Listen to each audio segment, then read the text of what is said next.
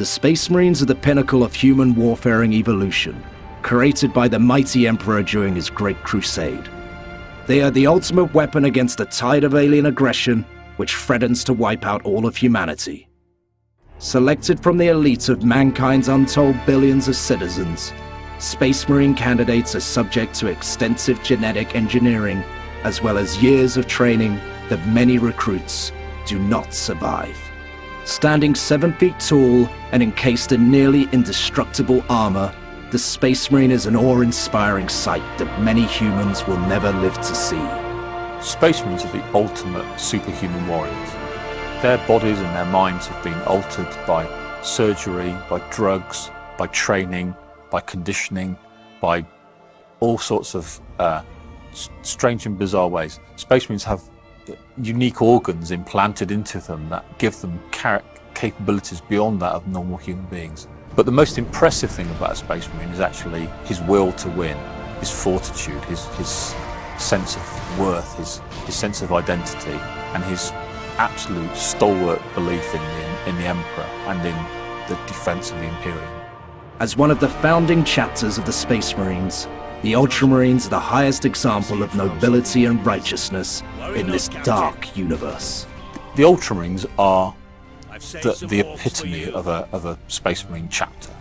After a rebellion known as the Horus Heresy, the Ultramarines Primarch created a doctrine that defines the chapters and governs all aspects of chapter organization and battle tactics. This is known as the Codex Astartes.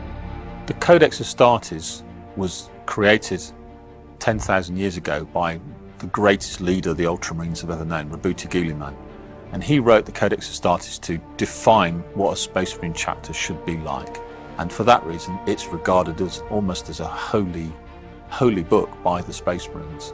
And most of the Space Marine chapters actually follow its rules and regulations really, really closely. In the Imperium of Man, there are thousands of different Space Marine chapters, each with 1,000 members. The Ultramarines chapter is divided into 10 companies.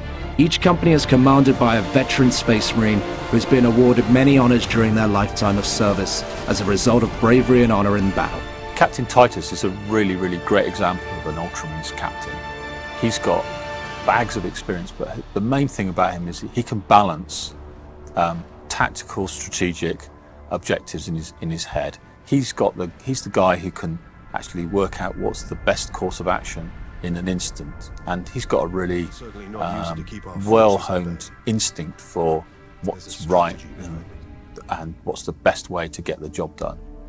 Though they may look similar in their power armor, Space Marines are individuals with their own thoughts and feelings.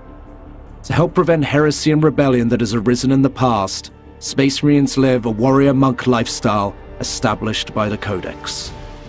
However, the level of strict adherence to the Codex varies amongst Space Marine chapters. The contrast with the guys that serve him, the veteran sergeant and the relatively young Leandros, is actually a really, really great way that the game exposes the myth that Space Marines are all cut from the same cloth. Each one of these guys has got an individual character and personality, and this is really quite well drawn out in the gameplay and in the characters of the different characters that they've got. And actually, it's one of the things that's really exciting and pleasing about the game. The next video in this series will take you deeper into the world of Warhammer 40,000 Space Marine. We will travel to Forge World Graia, learn why this planet is so important to the Imperium, as well as how its landmarks and locations play an important role in the game.